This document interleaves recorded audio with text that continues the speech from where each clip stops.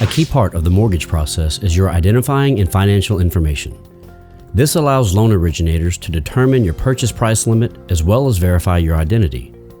Here are the items needed to process your loan: driver's license and social security card, previous 2 months bank statements, pay stubs for your previous 2 pay periods, and your last 2 years' W-2s and tax returns. Now, let's look at these one by one. First, you need to provide copies of your driver's license or photo ID and social security card. If the address on your driver's license does not match your current address, you will be asked to provide a letter of explanation. Your license must not be expired, so double check the expiration date.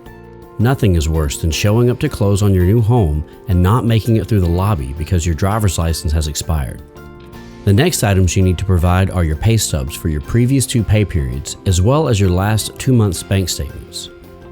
Your pay stubs allow lenders to verify your income and cross-reference that income with any debts that you may have that are shown in your credit report.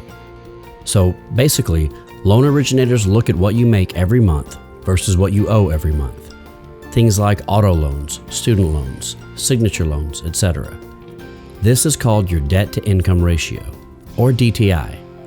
Your DTI will ultimately be the determining factor in your maximum purchase price.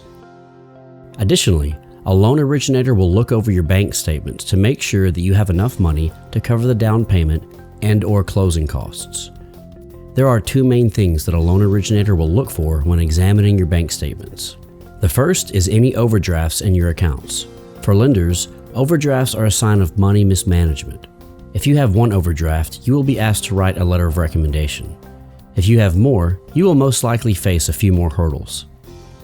The other thing that originators look for are large cash deposits. If you have large deposits that are not coming from your job, you're going to need to source them. The last 2 items you need are your previous 2 years' W-2s and tax returns. Loan originators must verify that the income shown in your W-2s is the same as is listed in your tax returns. If you have any write-offs, a 2106 for example, this might alter your actual income with respect to how it is calculated for the purposes of your qualifying income.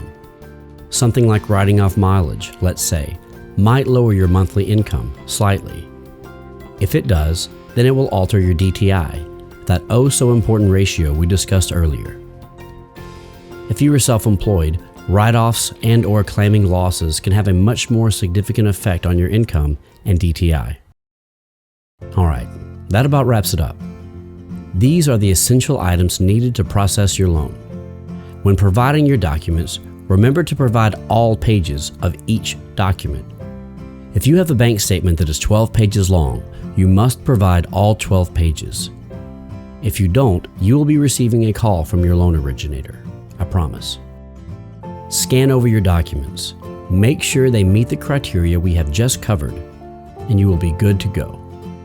If you would like to know more about the mortgage process or are curious about homeownership, please contact us at Open Mortgage today.